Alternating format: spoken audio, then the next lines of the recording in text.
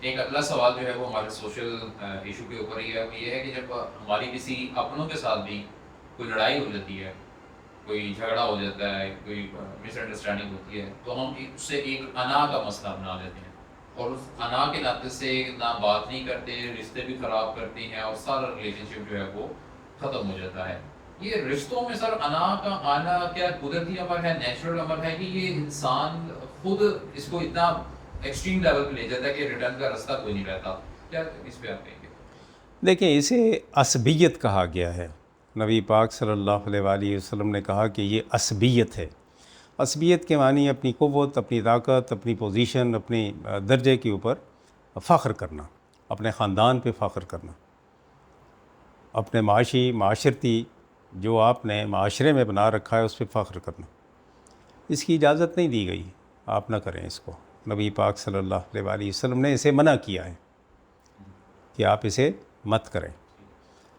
اب دیکھیں، لیکن دوسری طرف بھی تو بات آتی ہے نا، کہ وجوہات کو بھی تو دیکھا جائے کہ ان رشتوں کے درمیان دراڑیں پیدا کرنے والی کون سی ایسی چیز ہے جس نے ضرب لگا کر اس بڑی چٹان کو توڑنا شروع کر دیا ہے؟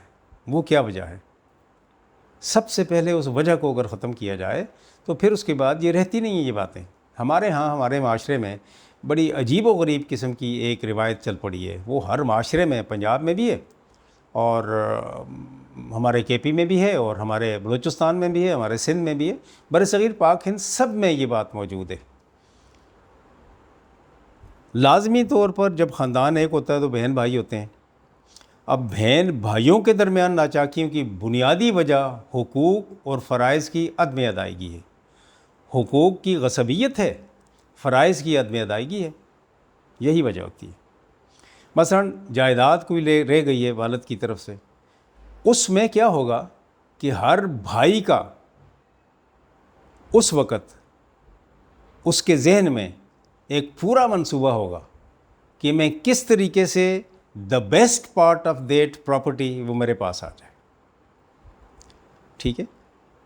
پھر کیا کرے گا کہ ہیلے بہانے سے کسی طریقے سے کسی کی عدم موجودگی میں اس کو قبضہ کر لے گا۔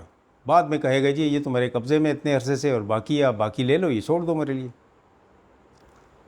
اب یہاں پر کیا بات ہوتی ہے؟ یا موجود نہیں ہے اور اس کی پراپرٹی کو، جو بھائیوں میں ابھی تقسیم شدہ نہیں ہے، انڈیوائڈڈ ہے، اس کو جوائنٹ پراپرٹی کو بیچ دے کہ جی میں نے تو اپنا حصہ، یا آپ کا بھی بیچ دیا، تو کیا ہو گیا ہے؟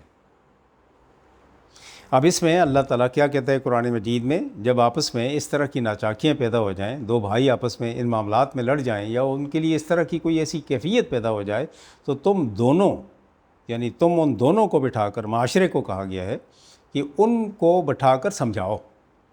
ظالم کی بھی مدد کرو، مظلوم کی بھی مدد کرو۔ ظالم کی مدد کس طرح؟ جس نے ظلم کیا ہے اس سے واپس لے کر مظلوم کو دے دو۔ مظلوم کی مدد جیسے کرو کہ مظلوم کے ساتھ کھڑے ہو کر اسے کہو کہ تم نے غلط کیا ہے بھائی، دوسرے کو جس نے کیا ہے۔ ہمارے ہاں ہوتا کیا ہے؟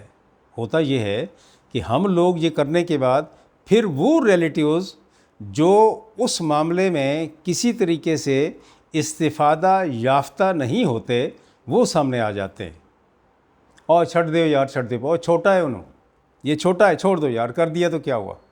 یا وہ چھوٹے کو کہ بڑا ہے تمہارا، بڑا بھائی ہے، چھوڑو، کر دیا تو کیا ہوا، چلو بس اللہ تمہیں اس کے بدلے میں اور بہت زیادہ دے گا، چھوڑ دو چھوڑ دو چھوڑ دو چھوڑ دو، رفع دفع کرو، بس میں آ گیا ہوں، اس کو چھوڑ دو۔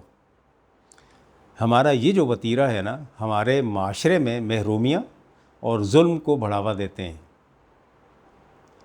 مظالم کو بڑھاوا دیتے ہیں۔ بیٹیوں کو جائیداد سے محرومی کی سب سے بڑی وجہ بھی یہی ہے، چھوڑ دو، بھائی ہے تمہارا، تم تو کسی اور گھر میں چلی گئی ہو، چھوڑ دو، کچھ نہیں ہوتا، تمہیں اللہ اس سے زیادہ دے گا۔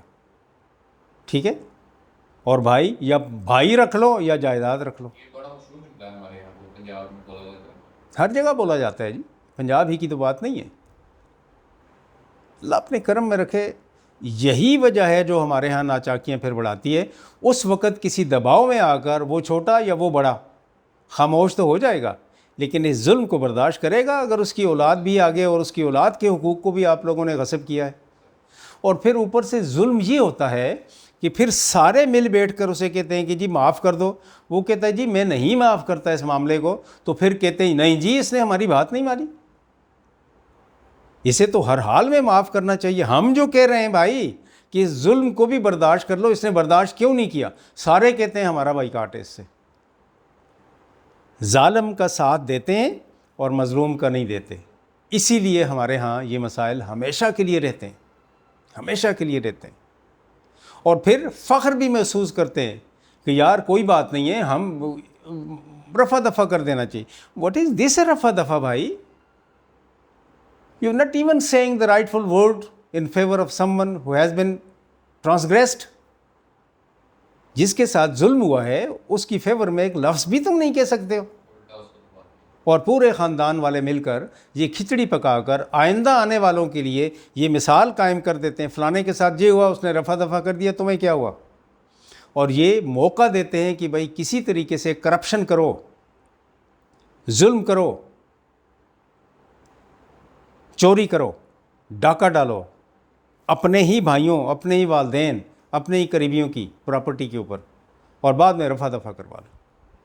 اس صورتحال میں میرے نزدیک اس ناچاکی یا اس قسم کے ظلم کے بعد بات نہیں کرنی چاہیے. یہ سب سے بہترین انداز ہے کہ تعلق نہیں رکھنا چاہیے.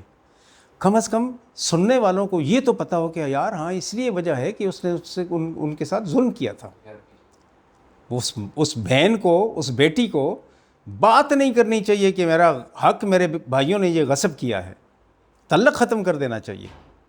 ان بھائیوں میں جو آپس کے معاملات ہیں ان میں بھی اسی طرح کرنا چاہیے. جو کمزور تھا, جس پہ ظلم ہوا ہے, وہ مظلوم قطع تعلق کر دے ان سے. کم از کم معاشرے میں یہ ایک روایت تو بنے تھوڑی بہت کہ نہیں جی نہیں. پھر ہوتا کیا ہے اس کے بعد کہ جی وہ شادی آ گئی ہے, وہ غمی آ گئی ہے, کم از کم شادی میں تو شریک ہو جاؤ. کون سی شادی اور شادیانہ قسم کی بات اس نے اس کے ساتھ وہ ظلم کر کے کی ہے جو باقی شادیوں میں شامل ہو کر وہ خوشی محسوس کرے گا؟ منافقت نہیں کرنی چاہیے. ختم کرو بس, ٹھیک ہے اوکے, تم نے کر دیا, تم جانو تمہارے کام جانے. اللہ اپنے کرم میں رکھے.